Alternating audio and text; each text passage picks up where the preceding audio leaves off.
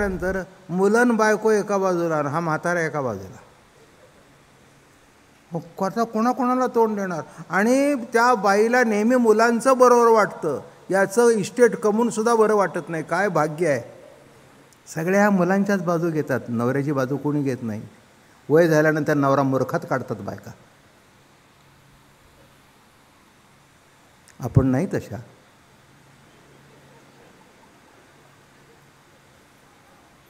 बघा कोणतरी शेवटी असलं,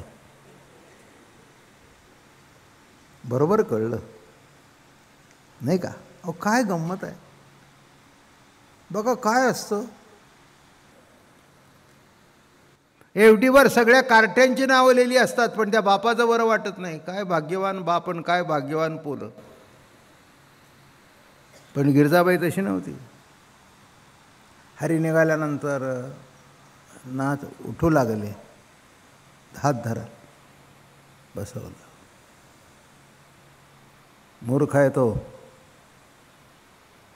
तुम्ही त्याच्या मागे जायचं नाही, त्याने तुमच्या मागे यायला पाहिजे. अगं पण तुझा मुलगा आहे, असू दे ना, पण पहिले तुम्ही आहात माझे पती. काय भूमिका, काय भूमिका. पहिले तुम्ही आहात, तुम्ही म्हणता तेच बरोबर. असा असेल तर संसार सुखाचा होतो. मी असं म्हणणार नाही की दारू पिणाऱ्या नवऱ्याची बाजू घ्या, असं कधीच म्हणणार नाही, कधीही म्हणणार नाही. पण जो खरंच सज्जन आहे, ज्याने हाडाची काढं केली, त्यालासुद्धा तुम्ही नावं ठेवता बायका, म्हणजे तुम्हाला काय म्हणावं. आता सगळे मिळाले की तुम्हाला, हक्क मिळाले, सगळे मिळाले, सगळे मिळालं, वारस तुम्ही झाला, तर काय काय कमी काय. फक्त अजून एक कमी आहे, आमच्या वारकरी संप्रदायात वारकरी बाईला कीर्तन करून देत नाहीत. एवढा वारकरी संप्रदायातली महाराज मंडळी काही उच्च कोटीला पोचलेले आहेत. देवाच्या चरणावर मस्तक ठेवल्यानंतर डोळे झाकले पाहिजेत, मन एकाग्र झालं पाहिजे, वृत्तीच्या चरणाशी एकरूप झाली पाहिजे. दर्शन झालं. अजून पुढे सांगू का? मी दर्शन घेतो हे सुद्धा एक क्षणभर तरी विसरलं पाहिजे. दर्शन घेतो हे त्या क्षणाला विसरलं म्हणजे दर्शन झालं, दर्शन झालं. म्हणून इथे काय म्हणतात बघा, या पराधिक वाण्या विशिष्ट वेळेपर्यंत उपयोगी आहेत, पण त्याच्या पुढे त्यांचं काही म्हणून महाराज, जो पराधिकांचा प्रकाश त्यासी पराधिक होती भासक, हे तव असंभवची सहजेची बोलू इत्यादी भगवत वचनानी आपणाकडे. म्हणून इत्यादी आम्ही खटपट केली, वाणीचा उपयोग केला. आता म्हणजे 2 प्रकरण वाणीनेच झाली, ज्ञानेश्वरी वाणीनेच झाले, सगळं वाणीनेच झालं. तेव्हा हे जे ऋण आहे ते आता कसं फिटायचं. बरं, एक दुसरा एक दृष्टिकोन आहे. हे जे काही वाणीतून स्फुरतं, हा सुद्धा सद्गुरूचाच प्रसाद आहे ना, नाही का? हे जे वाणीतून स्फुरतं नाही का, हा कोणाचा प्रसाद आहे? सद्गुरूचाच प्रसाद आहे. मग आता तुमच्या प्रसादाने जर माझी वाणी बोलू लागली नाही का, मग आता मी काय करू? तुमच्यामुळे आत्तापर्यंत मी बोललो, आणि आता कोणची वाणी आणू की ज्या वाणीने तुमची स्तुती करू? माझं बोलणं कळलं का? कोणची वाणी आणू जे बोललो ते तुमच्या कृपाप्रसादाची वाणी, तो कृपाप्रसाद आहे तुमचा.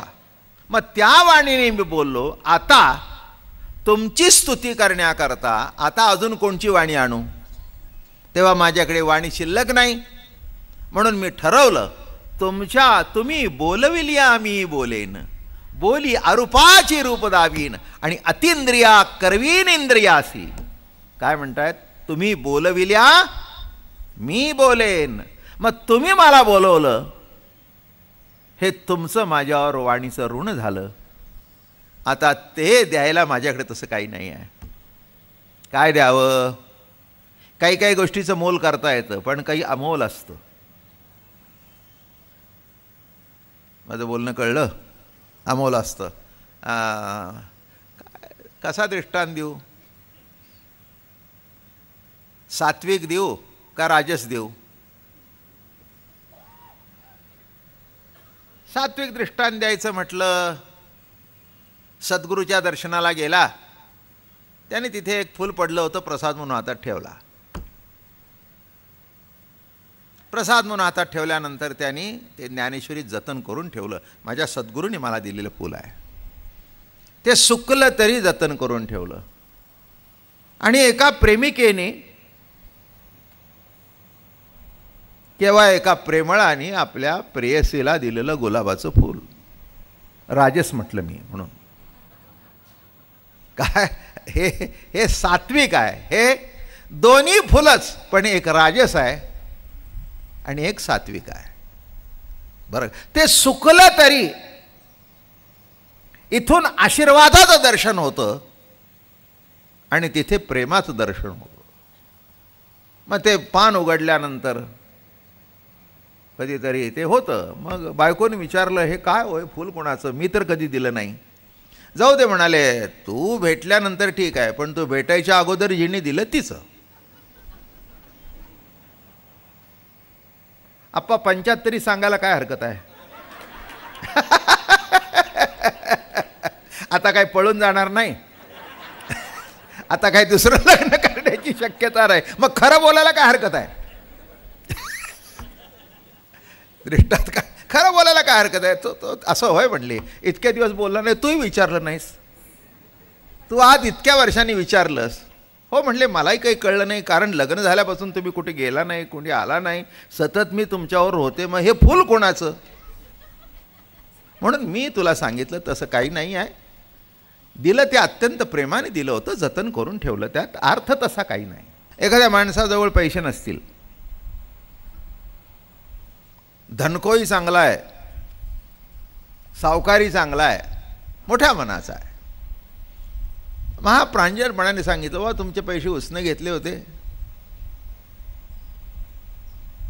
काय व्याजाचं दर पकडून 10चे 25 झाले, तर मी तुमच्या पायावर डोकं ठेवतो, कसंही करून हे मूळचीच रक्कम घ्या आणि बाकीच्या व्याजाकरता तुमचं पायावर डोकं ठेवतो, तुमचं लोटांगण घेतो.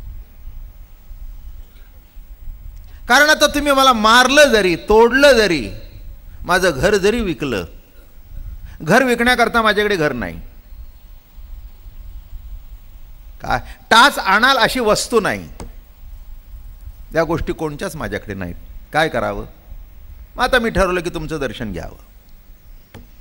तसं वाणीचं ऋण, जे हे सद्गुरु वंदन, जे वंदनाचे अवसान, प्रत्यय मात्र जाण पूर्वापार वेणे.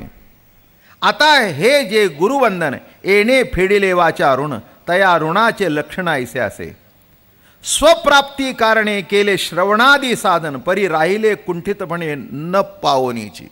अनेक साधनं केली, अनेक कष्ट केले, तर का वाणीने नामस्मरण केलं, अनेक केलं. काय का वाणीच्या काही तपश्चर्या अनेक आहे, काही थोडे थोडके आहेत का. काय स्वरूप प्राप्ती कारणे केली श्रवणादी साधने. स्वरूपाची प्राप्ती व्हावी म्हणून श्रवणादी साधनं केली, खूप केली, परी राहिलो कुंठितपणे न पोहनीचे येते. त्या साधनाचे मार्गी पराधिक झाल्या उपयोगी, परी आत्मप्राप्ती लागी नव्हेची उपयोगी.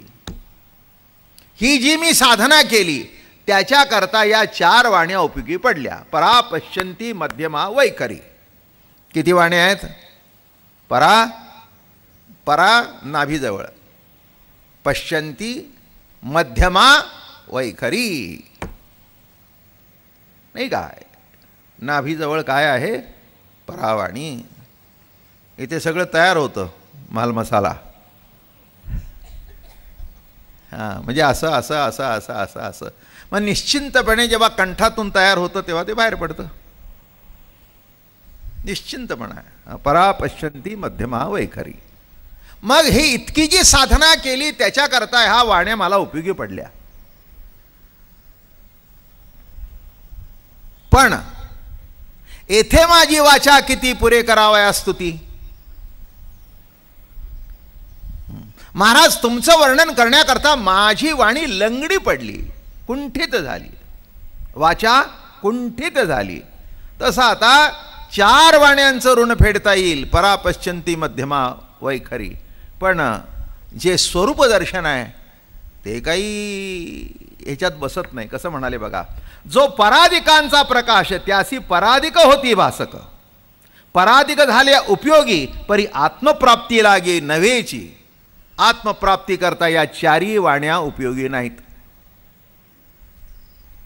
सद्गुरू आणि देव दोन्ही भिन्न नाहीत, दोन्ही एकरूपच आहेत. विशिष्ट अवस्थेमधून विशिष्ट अवतार घेऊन प्रगट झाल्यानंतर त्यांचं नाव विशिष्ट येतं. मागच्या अवतारामध्ये राम, पुढच्या अवतारामध्ये कृष्ण, आताच्या अवतारामध्ये विठोबा. तसं आपापल्या ऐश्वर्याने षड्गुण ऐश्वर्य संपन्न परमात्मा प्रगट होतो तेव्हा तो देव आहे. पण तीच सत्ता जेव्हा बोधरूपाने प्रगट होते तेव्हा तो सद्गुरूंचा अवतार आहे. म्हणून देव शिष्य आणि गुरुनाथू 2 शब्द एक अर्थू. इथपर्यंत आपण आलो. आता ज्ञानदेवो म्हणे श्री गुरु प्रणामे येणे, फेडिली वाचारुण चहू वाचांचे. वाचेचं ऋण आहे आपल्यावर. आपल्याला कल्पना नाही, आपल्याला बोलता येते हे केवढं भाग्य आहे, नाही का? मला वाटतं मी तर वाणीच्या ऋणामध्ये जन्मजन्मांतरी राहिलं तरी त्या वाणीचं ऋण माझ्याकडून तरी फिटेल असं वाटत नाही, नाही का? दुसरं काय, बोलणंच आहे, नाही का? सामान्य माणसाच्या बाबतीत वाणी सुद्धा मोठं कौतुक आहे हो. बोलता येतं म्हणून माझा आहे,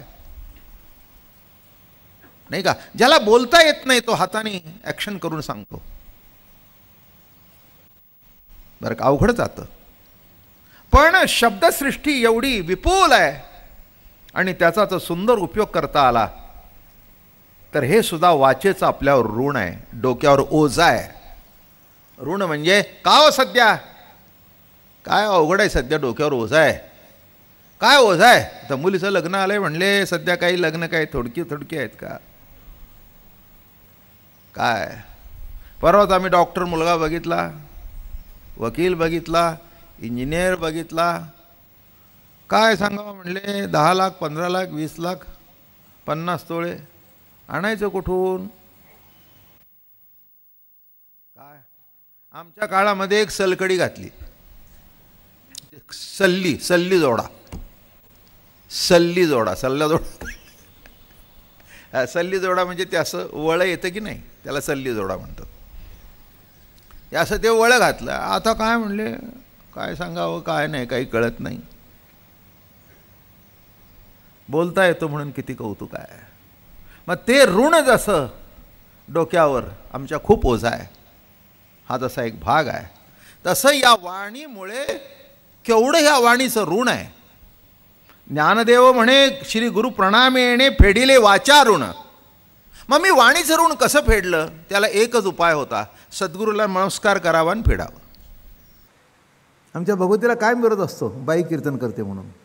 मी त्यांना एकच सांगतो, आयुष्यभर कीर्तन करून अजून तुमच्या डोक्यातली बाई गेली नाही तर परमार्थ कसला करता? आई वाटेल तेव्हा परमार्थ होईल,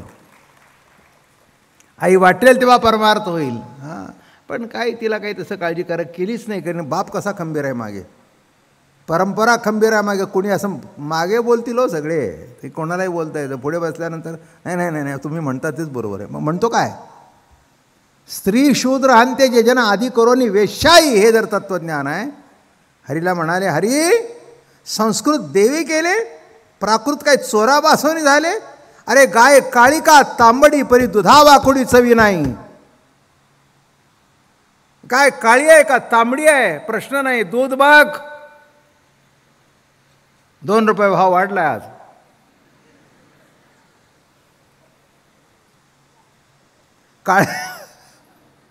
काळ्या गाईचं म्हणून कमी आणि पांढऱ्या गाईचं म्हणून जास्ती नाही.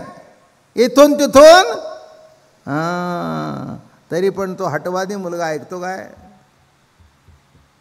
संस्कृत देवे केले आणि प्राकृत चोरापासून झाले. अरे भाषा तीच. मला सांगा आता, संस्कृतमधला आणि मराठीतला हा प्राकृत आहे का संस्कृत आहे?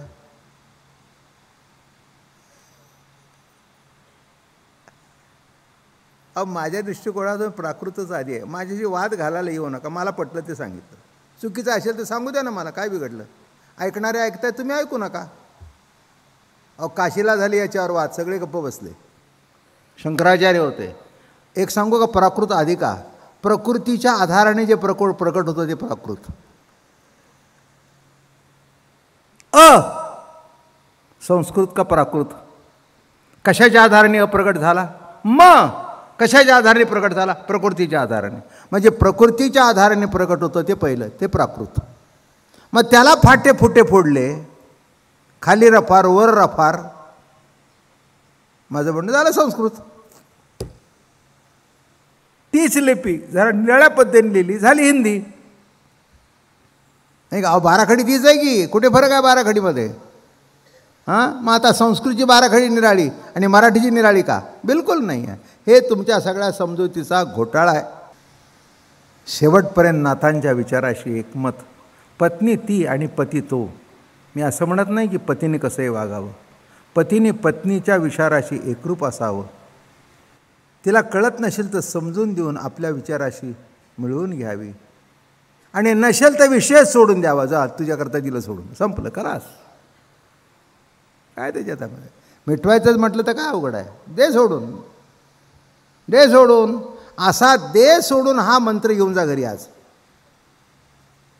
जाऊ द्या, द्या सोडून, जाऊ द्या, द्या सोडून, द्या सोडून एवढा जर मंत्र घेऊन गेला तर आजचं प्रवचन संपलं. पुंडलिकावरती हरी विठ्ठल, श्री ज्ञानदेव तुकाराम, विठ्ठला विठ्ठला विठ्ठला विठ्ठला विठ्ठला विठ्ठला विठ्ठला विठ्ठला. काही नाही, चरणावर मस्तक ठेवावं. काही न बोलो नि आता, उगाच चरणी ठेविजे माथा, हेची भले. आता काही बोलायचं नाही, चरणावर मस्तक ठेवायचं आणि मोकळं व्हायचं. बस हेच घ्या आता. काय? हेच घ्या, आमच्यावर द्यायला दुसरं काही नाही. आणि असं म्हणून महाराजांनी आता पुढचं प्रकरण सुरू केलं. त्या प्रकरणाचा अर्थ असा आहे, ज्ञानेश्वर महाराज म्हणतात, आता मी श्रीगुरूचा नमस्कार केला आणि पश्चंती वद्य वाणीचं ऋण फिटलं. चारी वाचारूपी वाणीतून मुक्त झालो. आता उत्तीर्ण कसा झालो व श्रीगुरूंना नमस्कार कसा केला याचं सविस्तर वर्णन करतो. कारण आता श्रीगुरू जर माझ्याशी एकरूप झालेले आहेत तर नमस्कार कसा केला? काय आता प्रश्न शिल्लक राहिले? जो परिच्छिन्न आहे त्याला नमस्कार होतो, जो माझ्याशी एकरूप झालेला आहे त्याला मी नमस्कार कसा केला? काय? आणि म्हणून आता हे वाचा ऋण विमोचन, काय प्रकरणाचं नाव आहे आता? वाचा ऋण. हो, हे वाणीचं जे ऋण आहे, ययाचे निबोभाटे आत्मयाची झोप लोटे, पूर्ण तरी ऋण न फिटे जे चेणीची निदकी.